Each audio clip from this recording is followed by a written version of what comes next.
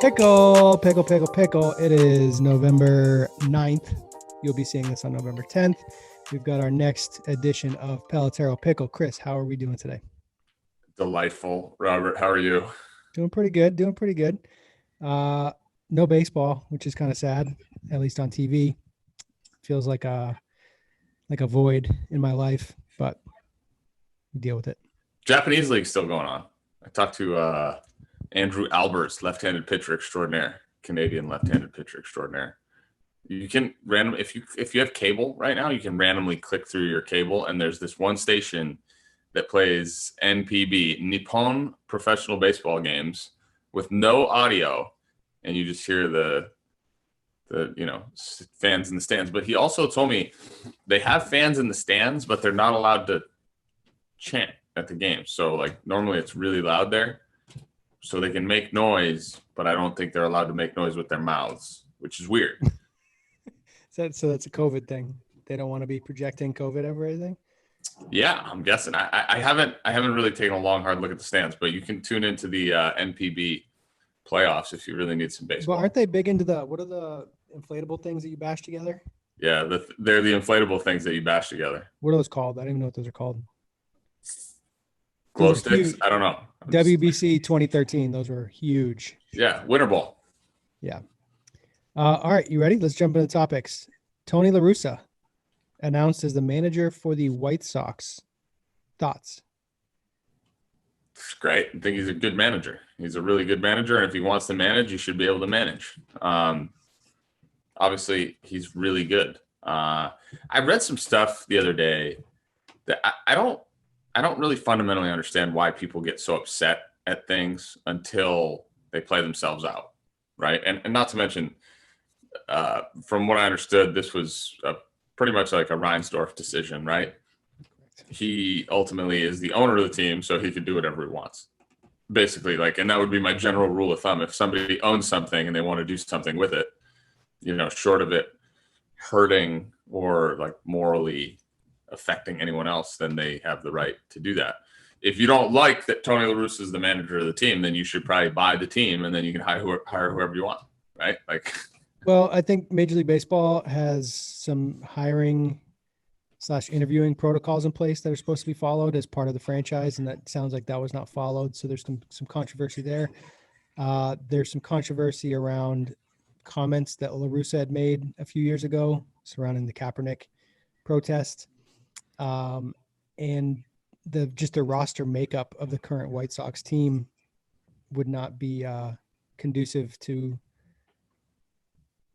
people non-supporting of what Kaepernick was doing. This is not a disrespect the flag issue, but failing to understand what Kaepernick was doing and making comments in a very, I'll say, disparaging way.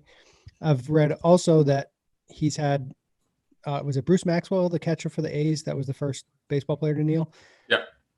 Bruce Maxwell gave him 2 thumbs up, said he's good to go. They've had conversations. He's learned. So it's, if you're judging somebody by something that's happened in the past and not even giving any consideration for change, that's not good. The whole hiring without following protocols set forth by the league and the franchise, that's an issue. I think it's going to be interesting. He's super old school guy. He did manage Ricky Henderson and the Bash Brothers, and that team was loud. Eccentric. Yeah, they were loud. So we'll see. Hey, what's funny is we're in the 6th minute of the show and Pickle's already gotten political. And it's weird because the whole landscape of the world is political right now, and everybody wants there to be controversy behind everything. And we as a society, I feel like it's now I think they feel like it's their civic duty to create controversy behind, you flipped a coin and the coin didn't go high enough in the air. So when it fell, it didn't bounce right. Look, things like this have been going on for hundreds of years. And I just think people are more informed and everybody wants to have an opinion. And I think, frankly, nobody really cares what anybody's opinion is. I don't even know why people care what my opinion is. And I don't think they do. I just, I'm open to talk about it if people want to know it. But ultimately, when it comes down to it, people have rights to make decisions based on whatever they want. America, first and foremost, has been a free country for a long, long time, and you're allowed to have whatever opinion you want. And I don't think there should be anything wrong with that. And, from my perspective, if Jerry Reinsdorf wanted to hire Tony LaRussa, he should be allowed to hire Tony LaRussa. And it's not like we're talking about like he took a little league coach from down the street, like Johnny's dad is going to coach the White Sox. Like, this guy's a pretty good manager. Been around the game for a long time. Obviously, his reputation precedes him, speaks for itself. So as a sheer baseball move and like what Tony LaRussa is capable of doing, I mean, he was in a World Series as early as, I want to say, what was it, 2011? Or no, what year did the Red Sox beat the Cardinals? They beat them twice, didn't they? 2013? He was in the World Series. Tony LaRussa was the manager of the Cardinals. So it's not like, we were that far removed. And obviously, I don't think beyond, a couple things here and there. And I feel like it's hard because like everybody's got something in their closet that, they're not proud of, or certainly a mistake they've made. And at the end of the day, like, short of hurting someone else, or you're allowed to have an opinion about whatever you want. I don't know. Like, I have a hard time with stuff like that because when push comes to shove, we're talking about like going to be a baseball manager, and I get it. I mean, talking about a young team, a lot of Latin American players, like, but that doesn't mean on an individual basis that he won't be able to connect with those guys. That's for sure. Yeah. You're kind of blending into topic two, but we need to touch on Alex Cora first. Back to the Red Sox. I think it's formally announced, but Alex Cora's back. Was out for a year due to the cheating scandal with the Astros. I think I know where you'll go with this, but we'll see. He seemed to be the guy. I had gotten reports that he wasn't going to be the guy, but ultimately he is. So what do you got on Cora coming back, being in baseball? Because AJ Hinch is back he's now the manager of the Tigers. I've heard some stuff about Carlos Beltran for the Mets with the new ownership there. What do you got on Cora? I'm just #sad. This is a good time for the sad face emoji with the little tears because, I'm just biased. I'm a partial to Sam Fold guy, and I know he was very much in the running. New England guy, Stanford guy, had a relationship with Chaim Bloom. But by the way, just out of curiosity, how do you get Chaim from Chaim? I think the C is silent. Well, yeah, I get that, but still, Haim. I have no idea how to pronounce it. If you had asked me to say his name first, yeah, I would have not said Chaim. I would have said Shame. Yeah, I text Sam and I wrote Chaim how I thought it would be spelled, so like Hayem, and then I wrote his actual name, and because it was like the phonetic version. But anyway, I'm just #sad. Sam didn't get the job. Look, in terms of Alex Cora coming back, really not a bad decision at all by the Red Sox. Like, he won the World Series in Boston, was well respected by the players. You've got some carryover in Bogarts and Devers who really started to grow up under Alex Cora as the manager. So obviously they have a special bond with him. Like, it's really not like it wasn't going to be a bad choice no matter who they picked. Ultimately, the drama that gets created is all fabricated because nobody really knows what's going on in that room. Nobody really knows what his relationship with the players is like. The same way I'm not in a position to judge anybody's relationship with their parents because I'm not in the middle of it every day. Like, it's just a bunch of opinions, right? So I think Cora getting hired, there was no wrong move, right? Because only time will tell if the Red Sox can get back to being a good team. Now, obviously, you got to have the horses to run the race, and I would venture to say that last year they didn't have a lot of the horses to run the race. Like, they were missing pieces on the mound. I think offensively they were capable. So like, the manager's not going to go out there and throw pitches. So let's dig into this a little bit more. Like, what do you feel is the biggest impact of the manager? And let's specifically at the major league level, because I think it's different when you're a 12-year-old. It's not like, I feel like at that level, it's more man-to-man, like one adult to another adult. When you're younger, even as like a high school player, it's still like it's a person of a different type of authority in your life when you're a teenager versus an adult. At the major league level, or just across professional baseball in general, what are the biggest things, like the unknown things about managing in the big leagues and the relationship between player and manager? Like, how is it different as you get older? Yeah, without a doubt, it is so much more about the relationship you have with your player than it is about anything else. It's certainly not about managing the game, because there is no managing the game anymore, short of taking pitchers in and out, which is, I think, why Cash probably caught so much, crap after the Snell move, because really, I think that's the only move a manager makes during a game that actually matters. Pinch hitting to me doesn't matter. Creating matchups, ultimately, whatever. It's the guy that takes a pitcher out and puts or leaves him in, and then everything else is a response to that, because that's the only decision you make. You don't bunt, you don't hit and run, you don't steal. Like, guys that steal in the big league steal on their own every time. There's no signs. Literally, there shouldn't be signs. So, what makes a great manager? So I think we reverse engineer it, right? We have to say, okay, who has had constant success as a manager in the game? And LaRussa is one of those guys. So obviously, he captured the room. Realistically, you just have to capture the room. And what that means is, and it's weird because you still have to maintain, you have to create accountability for guys, right? But at the same time, understand each individual personality and how you're going to get them to maximize their own performance based on the way you interact with them or you treat them. So there's so many double standards, right? If you have the MVP on your team, you have to be a little bit more forgiving of his personality and some of the eccentric, exuberant things that he might do. And at the same time, when you have some younger players on the team, and I'll point to Brian Snicker, who I've got to know pretty well over the last couple of years. And, you got a talent like Ronald Acuna. And when I saw Snit last time was after Acuna last year he had pulled him on the lineup a couple of times for some bat flip type situations that on non-homers. And I told him, I was like, man, kudos to you for doing that, because you have to set the bar somewhere. You have to set the bar, and it helps when you can do it with one of your star type players. And it's really hard to do that stuff with veteran guys. And ultimately, you have to find the right mix of personalities in the clubhouse to be successful. I think the best managers I've ever had are the most personal, right? The guys that make it personal, that get to know you and see into your soul. And then ultimately, really, it feels like they care. It feels like they want to help. And the one story I'll tell to that point, John Gibbons, right?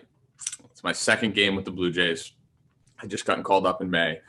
I had a pretty good first game, had a couple hits.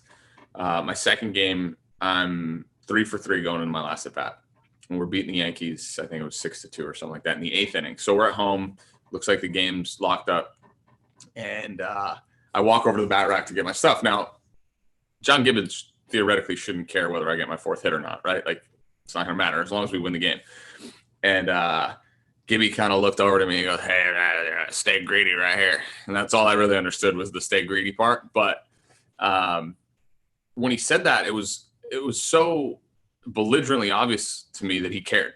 He cared about my at bat. And even just the fact that he was paying attention enough to know that I was 3 for 3 and that it would be a very easy situation to give up that 4th at bat and just kind of not take it as seriously. And I remember being in the on deck circle. I'm like, man, he really cares if I get a hit here. And as much of that at bat was for him as it was for me. And when you can play for something bigger than yourself, it takes you to a different level, dude. There's no question about it. That's how guys outperform what they're predicted to be in the game. And I'll never forget, I was in that, I had a 7-8 pitch at bat, and I ended up getting my 4th hit. And I remember getting a first, and I wanted to give Gibby a hug.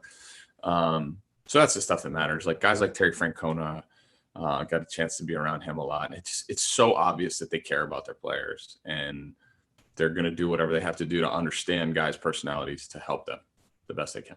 Yeah. There was a quote that I saw on Twitter recently. It's John Gordon, who's an author of some pretty big time books in the business world. He said, "Without great communication, negativity fills the void." And I thought that was I took that to heart. I historically have not been the best communicator, so I'm trying to get better at that. The idea that, negativity filling the void, to me, related to baseball, helping players understand their roles, where, for you specifically with the Blue Jays, they had Smoke coming in as kind of a defensive replacement late in the game. You should take that personal. You should be angry about that as a competitor, as a ball player, as like somebody who wants to be on the field. Situations like that, whether it's like you're DHing for the day, maybe you're not in the lineup. One of the hardest things I ever felt as a player was showing up to the field not knowing if my name was going to be in the lineup. That's like the hardest thing I've ever dealt with as a player. That was my second year in Worcester. I just didn't know. Like every day I got to the field, I just didn't know.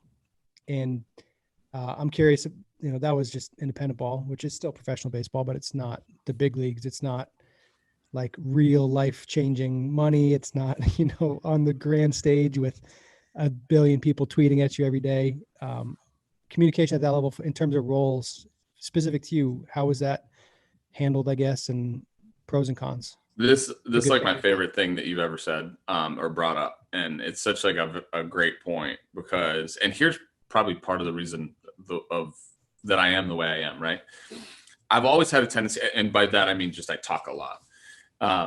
I've always had a tendency to like my mind races all the time. So conceptually, when something happens, I go to all the places that you could possibly ever imagine going. Like I'll connect like 20 dots that aren't even, third, fourth, fifth level. Like I'll go down that road a long, long way. So when I don't know where somebody stands, I can make some stuff up. Like I can get to some places. And I would say that was kind of the tendency that I had early in my career when I was in Minnesota. And I would always be thinking about what does it mean if I'm not in the lineup, or what does it mean if I'm getting pinch hit for or whatever. And dude, you can go to some dark, dark places. And when your mind goes to those dark places, and to your point about 2007, the way you felt, like, dude, that's scary stuff. And when guys don't know where they stand, and this is part of like the balancing act of being a great manager in the big leagues, is like, you've got to get a guy to understand and appreciate how to be the 10th, 11th, 12th man off the bench. Right. And I think the best managers do that. And you hear stories about like, I remember the story about Eduardo Nunez the year the Red Sox won the World Series because he hit the big homer came off the bench, hit the big homer. And the night before, Cora had sent him a text saying like, hey, you're going to have a huge moment tomorrow night late in the game. I think he told him, if this guy comes in, you're getting an at bat. Yeah. So and the exact thing played out, and he got his moment, and then he went deep, and yeah. And that stuff's not accidental, dude. Like it's not an accident when you can help guys understand it. Even just going up to a guy like who's an everyday player and sliding up to him and being like, hey, you got the day tomorrow. Like just when he needs it, or when you think he needs it, or even if you don't think he needs it and you need that spot in the lineup to get somebody else in the game. Like you mentioned the whole thing with me in Toronto. Like if that year didn't earn me the right to just show up and be in a lineup every day, like, cause that's all I ever wanted to do. Like, I just wanted to go to the field and play 162 straight. Like I didn't know anything else. Right. And nobody convinced me of the fact that I was incapable of that. Right. Like nobody's to this day, nobody's ever convinced me that it's impossible to do that. Like people want to say, oh, you wear down and this and that. I'm like, dude, like you can tell me that you think I'm worn down, but I can tell you that I'm not. So where do we stand? Like you can look at some metric or some number or some predictive stuff. And I'm like that's just not the case. But as a player, you can be way more accepting of that if it comes from the right place, where it's like, hey, hey, we've been going through a grind. We got a big stretch coming up. Like, don't even take BP, just hang out. Don't change your shoes. Like come to the field and just put your uniform on. You're not going in, like basically like wear your street clothes underneath your uniform if you want, or whatever. And that's so valuable to me. Right. Like, and if there was anything you wanted to do as a manager, that's it. Have the ability to communicate with your players, because if at least if you're on the surface and you don't lie, don't lie, because people will see through it. And then once you get caught in it, it's like, nobody will ever trust you again. So it's just so simple to me. It's like, hey, let's get it out there, whether you like it or not. Like at least it's out there. I can't say I didn't say it. Yeah, there was so quick story. Bob Tewksbary, the other Bob Tewksbary, sports psychologist Bob Tewksbary. I was BT1, yeah, BT1. So he he was my host dad for a summer, and there was one thing going on. I honestly think it was about a girlfriend or something at the time, and it was like summer ball or whatever, and he just said, I remember, I'll never forget. He's like, we build things up in our mind to be way bigger than they are. Like, just deal with it. And then it's over. Don't let it stay there. And and build and percolate and just become something that it's not. Just address it. It's not as big of a deal as you think it is, and just then you can move on. But when you hold it inside, it's tough. So like if you're a player that needs to talk to your coach, instead of like going to bed every night being like, oh, I don't know where I stand, like just go talk to him. Just bring it up, address it. It's way easier to deal with. There was a TikTok. I love TikTok. It's awesome. TikTok, man. So there was a TikTok that I saw the other day. I loved. I absolutely loved it. And it was just this woman just talking about the whole thing was choose your hard, and that like not being in the lineup is hard, and not talking to your coach is hard. So just pick the one you want to deal with because they're both hard. Like you going to the field every day, not knowing if you're in the lineup is very hard. Talking to the coach might be perceived as hard. So like which one are you going to deal with? Because they're both hard. And I thought it was a really good, like choose your heart. It was just a really good message, and knowing that it's a choice for how you feel about it. It's like, if the coach isn't communicating with you, take it upon yourself to communicate with that coach, because the coach is dealing with 1,000 things too. You know, for Alex Cora to send a message to Eduardo Nunez the night before, like that's a really good manager, understanding what that guy's feeling and thinking about and prepping him for the next day. Like he just remembers he remembers what it's like to be a player. And I mean, Cora was like a part-time guy too. So he knows the feelings. Like Alex Cora was a utility player his whole career. But that's why, like they always say, like, you know, catchers make the best managers. I make the argument that Alex Cora makes a great manager because he understood that role. The same way I think Sam Fuld very much would have understood it, because he wasn't a guy that the game just came easy to him. Like it's not the guy that just showed up at the field, hit 330 every day, and like, you know. Tell you what, I played against Sam Fuld one time in Legion Ball. The game looked pretty easy to him back then. Dude, the most intimidating 5'6" dude I've ever played against. It's because his head is big. He's got a huge head. Not like there's a lot in it. He's just got a big dome. Oh, he's pretty smart. He's a pretty smart guy. Yeah, Stanford. Wicked smart. Love Sam. So I was playing shortstop. He had just hit a double, and I didn't know who he was. He played in prep school, so I never played against him. He was a lot older than me. I think I was a sophomore. He was a senior. So he hits a double. He's like lighting us up in the tournament, and he gets on second base. And I'm like, hey man, like, what's the deal? Like, where do you go to school? He's like, oh, I went to Phillips Exeter, but I'm going to Stanford next year. I was like, Stanford? Like Stanford? And he's like, yep. And then he stole third base, like within like mid sentence. Super Sam. Who is this guy? It was unreal. Next topic. Let's move on. Swing Kings. Who has the best swing in baseball right now? Producer Patrick says this can be the best swing or best pure hitter. If it's the best swing hitter in baseball as a championship belt, then who has it, and who did they dethrone? I like that. Should we make a Pelotero like best hitter belt and ship it out to somebody? That would be fun. Yeah. Does it have to be like the WWE belt? But I want to go with like a cool one. It's got to be either like the pink one. It was like the women's title. They made a lot of belts in the WWE. You go for dude. I'm curious to see who you say. So it's a really tough question. I don't know that there's like one guy in baseball right now that I'm like. I had a pretty big swing crush on Albert Pujols for a long time. There's not a guy right now that I feel like I have a swing crush on. So I've been studying Fernando Tatis Jr. a lot. He's got some really, really cool moves. I wish I liked Trout's swing from like an aesthetic standpoint. It's just kind of hard. His swing's kind of harsh. I wish I could say Trout, but I can't.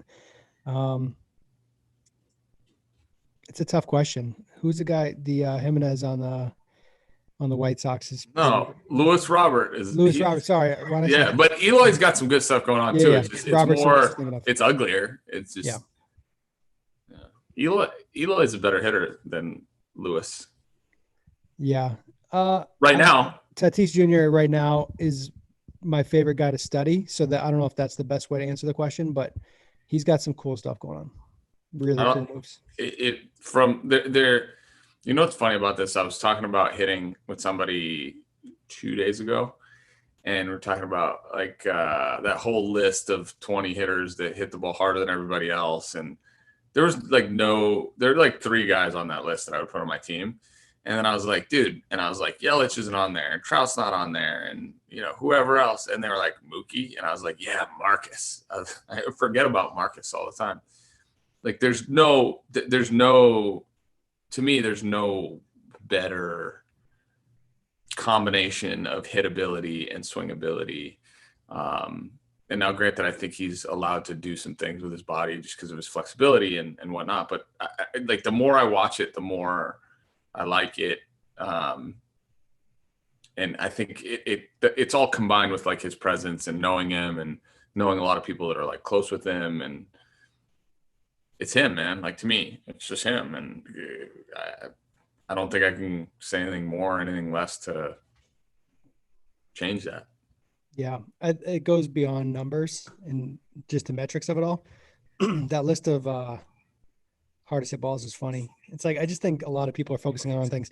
I heard a story yesterday. A major league organization sent out fungos to their players, and if they're watching, then clearly I'm talking about you, this organization. They sent out fungos to their players with lead tape so they could create their own overload underload bats.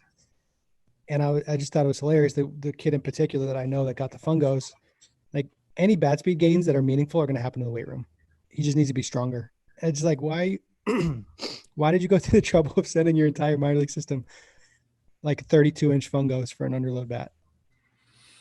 Like, it's weird. What are we doing? I just always like, people ask me about the overload underload thing. Bat speed. I just used to use a bigger bat in BP, like, all the time. Like, my whole life, I used a heavier bat in batting practice than I was supposed to. It's the overload underload principle. It's like, we were doing this in 2008. Like, we had custom bats made that were like a 33. It's like +3 -3 from your game weight. There's this old Russian study. It's like, it's not new. And also, you were the first person I saw ever measure a batted ball speed with a stalker gun. Like, we used to take flips. Remember, there was somebody asked me about that. And it was like 2009, 2010, had the stalker, but we couldn't flip the ball more than 40 miles an hour. Because if you flip the ball over 40, it would pick up the ball exit velocity. Mike's gonna like that. Yeah, ball exit velocity. Yeah, it was a jugs gun. We couldn't afford a stalker. Jugs. It's cheaper. But I mean, capturing data is good, but then, like, you see limitations to it when you do it. But like, at the professional level, if you go down that list, maybe I'll do this later, do a article or something about it, but check like the height and weight on all the people on that list. Yeah. It's like, if you find a dude that's, 5'9", 140 on that list, study that guy. I want to know what's going on with that body, as opposed to like the Aaron Judge cyborg avatar. Speaking of that, going back to the Marcus thing, I'm Francisco Lindor, like, significantly overlooked in the swing world. Really Jose Ramirez. Yeah. Well, Jose's, I mean, he's the man. Like, he's this little waddle. It's him. It's Jose Ramirez, Jose Abreu. Who's a third one in the AL for MVP? I forget who the third one is, but I haven't looked. Jose Ramirez, sleeper. He had kind of a slow start this year. I think we looked that up at one point. He had a really slow start, and then he hot. hit a billion. Yep. All right, next we got a tweet. The movement creates the data. Did you see? Well, you were leading right into this. Did you see the tweet? I did. I actually look at the topics now because Patrick yelled at me one time, and now I want to all right. The way to get me to do something is obviously like call me out and be like, talk trash. Do this. Now I do it to spite you. I don't, producer Patrick. I don't do this because you want me to. I do it to spite you because I want to be like, yeah, I freaking looked. All right. So Randy Sullivan, Florida Baseball Ranch, does a great job. Wes McGuire is one of their pitching coaches down there, talking about. And this like feeds directly into what Pelotero is all about, right? It's creating context to understand why things are happening, to make better changes, to make faster changes. So the movement creates the data.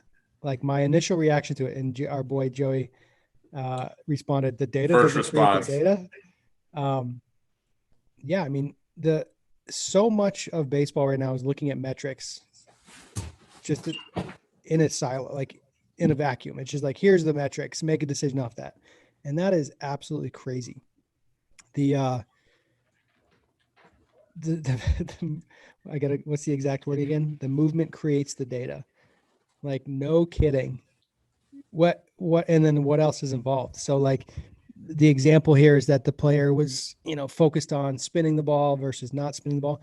Like focusing on the spin for one player might work better. Focusing on the lower half for another player might work better. If you're not creating the ability to analyze that when you're looking at your data, then what are you even looking at? It's crazy. I was talking about developing a pitching assessment, and it's like, all right, we're going to throw fastballs. We're going to assess your fastball, and we're going to look at your biomechanics, right? And then you take like 10 pitches and you just merge them all together. What are you doing? If you don't know, like, hey, we're going to try to throw fastballs to the outside corner. We're going to try to throw fastballs to the top of the zone. We're going to throw fastballs to the inside corner. Like there's going to be changes going on there that are important. It's not just like we need to know why you missed versus why you made a good pitch. If you're just trying to throw the ball as hard as you can, and you're just looking at metrics of like throw as hard as you can, great. Then I guess you could group those together. It's just there's a lack of context that if you don't know what somebody's trying to feel, if you don't know what they're trying to execute, if you don't know the goal and the intent, then you can't really break it down effectively. I got an interesting phone call 2 nights ago, late. It was last night or 2 nights ago? 2 nights ago. It was late, right? It's a West Coast call. Brock Stassi, just randomly. CC, what do you got on this? And he's like, where does rotation come from? And I was like, what? Like, can I have context? So he's helping out with a NAIA school out by where he lives in Northern California. And he's like, where does, rotation come from? Top half, lower half, this, that. And I said, I don't know. Like, it's a weird, you start going down that rabbit hole. Yeah. It's weird. Like how do you walk? Yeah. Like how do you breathe? How do you pick up 1 foot? It's like, well, you think about it and then your brain sends signals to your muscles. And then like when you were an infant and you started walking, your brain figured out that movement pattern. So now you don't have to think about it. So you start talking about like, where does rotation come from? That's a rabbit hole right there. And I said, can I have some context? I said, what's your end game here? I said, what are you trying to get out of me? Like, what do you need from this conversation? Like, are you looking for something to give to your hitters? Like who's the hitter? What do they need? And like, he's like, no, just like, we're looking for a starting point. And I was like, oh boy, this is dangerous. It's a hell of a starting point. Yeah. And I'm like, and then he was like, well, you said something to me way back where you were talking about like sitting on the back leg. And so then like, listen to this stuff. And I'm like, yeah, that makes sense. And I was like, well, what about the guys that go forward? Like, what about the guys that don't sit on their back leg? It's like, yeah, but you got to get into your hip. And I'm like, what does that mean? Like, what does it mean to be into your hip? I was like, you're talking about like, making sure that the pelvis like turns and that like, your back butt cheek is turned back. And I was like, and then for the guys that go forward, do they do it with in their back hip? And like, this rabbit hole opened up. So the point I'm trying to make is I said, dude, like, can we like we have to reverse engineer things better in baseball. Like we have to like go backwards. Like we have to like think about what the outcome that we want is and then figure out how to create it. And to that point, like I had a talk with one of our college hitters, I think yesterday, and he said to me, he goes, I've been having trouble hitting the ball the opposite field, and he's really good at hitting the ball the opposite field normally. And he goes, but yesterday I felt like I started pushing my hands forward and I was creating the outcomes I want. And I was like, so either number one, your definition of pushing your hands is wrong. Number two, you are pushing your hands, but you're doing it at a point where like now you're allowed to, like you've already set the plane of the bat. And from there, you can push all you want because maybe push is take you through the baseball. Ted Williams said the swing is a hard push swing. So like, what are we talking about? Like, dude, if it works, if you rake, cool. Like if you don't rake, change it. Like I can't stand when people call me and they're like, yeah, like I'm hitting like 600, but like I missed this pitch. And I'm like, all right, tight. Like, do you want to hit 200 and hit that pitch? Like what is like the entire objective of like the swing change for us when it all started was like get more hits. It wasn't like have a better swing. It was get more hits. So can we just go back to that? Like, because baseball is about not making outs. Yeah, a lot of a lot of kids think they need permission to think something, which is crazy to me. Like, am I allowed to, like that kid that you just talked about, am I allowed to push my hands? Like, yeah, dude, do whatever you got to do. I think it's always important to understand what you think and feel, and then also compare that to the video of what's actually happening.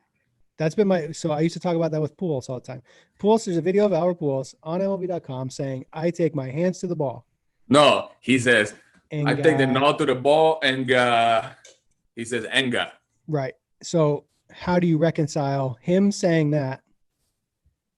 Hold on. I got a Wi-Fi share request from Ryan Goins right there. What up, Go? Ryan Goins is in the office right now. He's over there next door. Maybe we'll try to pull him in. The door's locked. He doesn't have a code. So Albert Pujols says, I take the knob to the ball. And then he blatantly does not take his hands to the ball. Like, he does everything else first. And if he might feel like he's taking the knob directly to the ball. If I take the knob directly to the ball, I will actually objectively, literally take my hands directly to the ball, chop straight down, and take a terrible swing. I don't understand how people can't, like Jim Thome loves the swing on a mound downhill, thinking about getting on top, because Jim Thome's elbow would slot like crazy, create a big loop in the swing, because that's a flat. And his shoulder plane was probably typically and like he's this. Leaned back with a big elbow slot, so he's going to swing straight up, so he has to think swing down. This is a moving target, and that's okay. That's the deal. That's what we signed up for. So people get like, how it's crazy to me that when players are like, am I allowed to think this? Or they think they're disappointing you by being like, hey, so I tried this other thing and it's working. And it's like, that's awesome. Good job. Do it again. They think you're like, I'm going to be upset or offended by something. It's like, no, like, figure out what works for you. All I'm trying to do is help you accelerate that experimentation process. Figure it out. Find what works. That's the goal, not to make me happy. Golf clap. All right. Next topic. And Patrick, I want to talk about internal versus external cues. Patrick, let's punt that because I can go on. This episode will be way too long if we start going into off-season entertainment. This is going to be a big topic. Oof. So movie rankings, baseball movie rankings. We had to talk about this pre-show. There's a lot going on. Let's get just off the top. Baseball movie that should not be watched. Oof. Because then we can just go yes or no after that. Baseball movie that should not be watched? Yep. How do you know? Patrick tried to imply that How Do You Know is a baseball movie when it's really like a little love story with Owen Wilson and Paul Rudd. It's not a baseball movie. It's not a baseball movie. But yeah, maybe don't watch it. Unless you like love stories. If you want to watch like a cute little love story. And I don't even think it's good at that, but. So Google, I just did a Google search for baseball movies. I'm going to go, there's 3. Fever Pitch, primarily because they went on the field after the Red Sox won the World Not Series. A baseball movie. And they're in the stands and they actually had to change the script of the movie because the Red Sox actually won. Terrible movie. Yeah. Trouble with a Curve, really tough to watch. Just tough to watch. That would be like me saying Anger Management is a baseball movie because at the end, Sandler is on the field with what's her name? Marissa Tomei. Is that who it is? I don't know. So we got and then I'm gonna say Major League Back to the Minors. Just I think you have to watch it. If you're a baseball person, you have to watch it. You have to watch it because it's the follow up to Major League and Major League 2. You just have to watch it. Like it's gonna be painful. Shark was jumping. We got a shark jump going on. It's too much. All right, now we're gonna go. Can you rank your favorite baseball movies? Because I tried to start with 5 and I ended up with like 8. I'm like, I can't do this. This is why it's hard. It's a yes or no. It's not a like. No, I'm gonna teach everybody about how to rank movies. All right, this is big. This is how you rank movies. Monumental moment in Pickle history. All right, so movie rankings work like this. You start out because you have a predisposition. Any movie that you're going to go watch, you have like a notion in your head of what it's going to be. It's either going to be bad or good. And let's say the sliding scale is 1 to 10, obviously, because that's the scale that everybody uses. You're going to put a number on your pre-movie ranking, right? Like no matter what you do, you think something's going to be something. So it could be a 4, it could be a 7, it could be a 10, 9, whatever. Like, and the example I always use is I Am Legend. And anybody that was in their like teenage to early 20s when I Am Legend came out, like that movie got more pub on TV. Like they were like, dude, the best movie ever. And like I'm thinking, oh my God, Will Smith, this movie's gonna be lights out, best movie ever. So I went into it thinking like it's gonna be a 9. I left I Am Legend thinking like, that was like a 6.5. So, if so facto, that's a net -2.5. So you rate movies by net ranking system. You don't have a gross ranking system. You have a net ranking system. So I Am Legend has a bad score. It's a net -2.5. Now, on the other hand, Pitch Perfect is my favorite movie ever because of the net ranking system. Went into it thinking it's going to be a 2. That's like an 8 or 9, bro. Like, so you're +6, +7. It's hard to be +7. I think there's a bit of a flaw to your system. I feel like there needs to be some weighting, because if you think a movie's going to be a 7 and it exceeds expectations, that's got to be a pretty good movie. It's still only a +3 if you can be a +3. And I mean, now you could make a movie an 11. Like people always go like greater than 100%. So you can be a +4. If you start out at 7, you can be a +4. You can make it a 12. I don't care. There's no rules. You want to know what's crazy? If you type in baseball movies on Google, the first one that pops up is $1 Million Arm. That's not even a baseball movie. It's a cricket movie. It's trouble. All right. So let's rank it. Let's go. You go first. All right. We'll go with the movie 42. That's number 1 for you? No, I'm just going. I mean, top 5. I don't think I can give you like, I think For Love of the Game is probably my favorite baseball movie. Okay. So that's 2. Let's just take your top 5 then. Major League is there. Little Big League. What am I? So, and I'm throwing in Summer Catch. 5. That's like 20% baseball, 80% Jessica Biel. You have 3 of my top 5, I think. Little Big League for sure. Good shout out to the Metrodome. I'm glad you shot from the Metrodome. I'm here live at the Metrodome today. Little Big League's awesome. Had the Little Big League experience in Minnesota. Got to meet. You got to find that tweet. Yeah, Patrick, look that up. Luke Edwards, who was played Billy Haywood on 2014, got to meet him. Funny thing, I wore number 20. Billy Haywood wore number 20. The manager before him was number 55. I was number 55 before that, so it was like weird. I was like, dude, I love Little Big League. Great movie. So that's one of them. For Love of the Game's in there. Kevin Costner's the man. Kevin Costner is the best baseball actor ever. I'm going to put both major leagues 1 and 2 in my top 5. And then, it's hard to say Mr. Baseball's not my top 5 because I thought the baseball side of it was really cool. Look at foreign baseball. I think you said it before the show. It's binary. It's yes or no with baseball movies. And I watch them all. So how about this? Let's go like, could they crack your top 5? Moneyball. Sure. Terrible baseball, but yeah. Yeah, I liked the movie. I mean, like I'm going to say the same thing about your Jessica Biel thing with Brad Pitt because like Brad Pitt's the man. Looking dude. Bench Warmers. Different. It's different. Like I if you asked me to watch it again, I would. Let's just go based on like, would you watch it again? Okay. Benchwarmers, I'm going to say probably not. I could go for like a YouTube highlight, like funniest moments, but not the whole thing. The Rookie, Dennis Quaid plays hard. Yeah. I'll watch it again.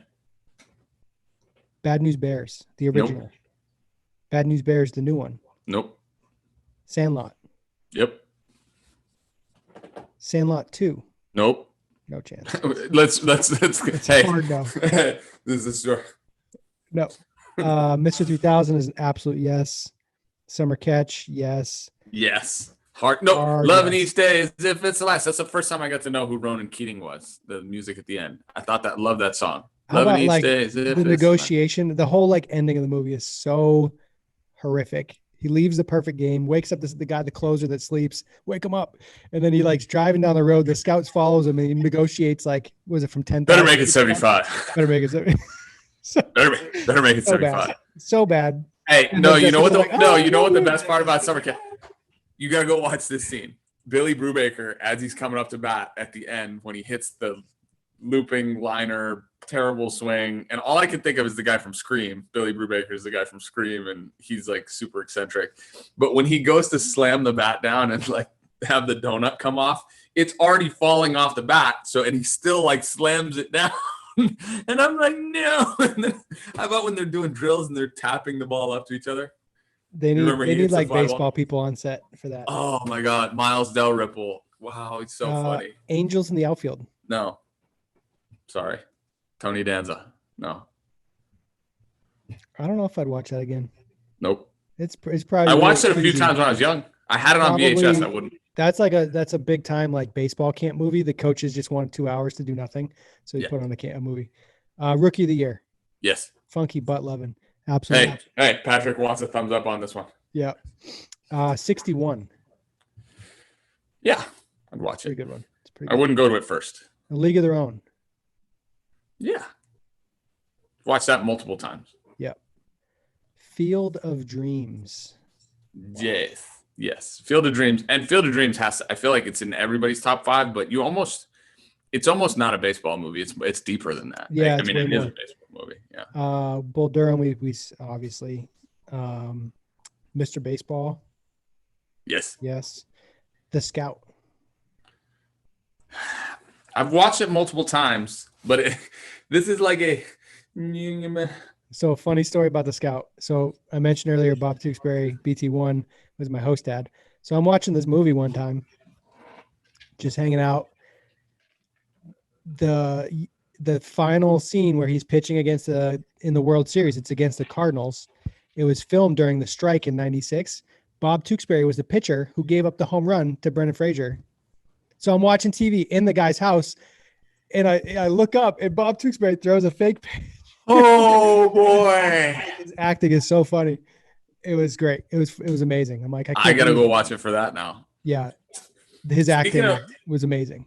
Speaking of appearances in movies or shows, for that matter, on my 43rd run through of Silicon Valley, first episode of season 2, they're at AT&T Park, and who pops up? I remember seeing this live, or not live, but first airing, and who pops up? But Tyler Beatty is throwing live at AT&T Park. Tyler Beatty was our bat boy when I played Worcester, and his brother was our bat boy. Tyler would come and help out a little bit. So I text Tyler. I'm like, dude, what are you doing in Silicon Valley? And I know his also wife, like 2-time first-round pick, major league pitcher with the Giants, national champion at Vanderbilt. Yeah. I mean, a little bit more since being the bat boy. Yeah. No. But I mean, it's fine. So I texted him. I was like, bro, you're in Silicon Valley. And he's like, yeah, I can't believe you saw that. And his wife is like an actress. I think she has some roles. So, and he was like, sorry, I can't really throw it any slower. And I was like, yeah, it's fun. I think that's the majority of the baseball movies. What was the one that I said to Patrick earlier? The Fan. Is that a baseball movie though? Or is that like a murder mystery suspense thriller? Let me see if it's a sports psychological thriller. So that's exciting. Pretty exciting. Nice tagging there. Yeah. So Patrick's a big movie buff. He's gotta watch that. I'm gonna go out on a limb and say we've missed a couple baseball movies. I don't know if we have. There's a couple, and there's one called Ed with Matt LeBlanc. Yep. I never saw that one. That came out. Ed's the monkey. Yes. Yeah. I never saw that movie. I think I saw a little bit. There's a couple that came up here. There's one called The Babe. I think is that John Goodman. John Goodman. Yeah. Yeah. There's never one watched called it. Tommy Lee Jones as Ty Cobb. You didn't say 8 Men Out.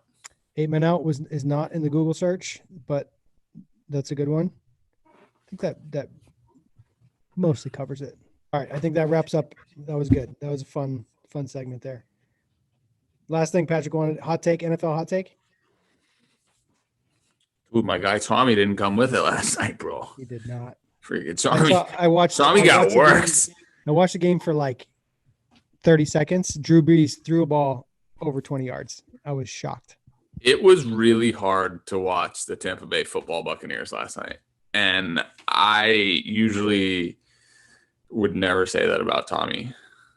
It was hard to watch that game. Like, I watched the first 2 quarters with like full intent in the first half. And then like nothing changed. And then, what's funny is they got like a strip sack to start the second half. They were on the 20, get the ball down to the goal line and go and like don't score. Literally did not score from the 1. Yeah, the Buccaneers didn't come with it last night, bro. So it wasn't, Tommy and Robbie weren't, they just weren't on the same page, dude. Like that happens sometimes. You want it to happen in the regular season, and you just hope that it don't happen down the road in the playoffs. It's going to make it hard to win the division now. The Saints got them twice, but it's all right. Tommy will figure out how to do it. All right, that's the run. That's a pickle. I almost called it the rundown. That's a pickle. Thanks for joining us. We'll be back at it next week. See ya. Pickle. There you go. Patrick, how was Good that? time.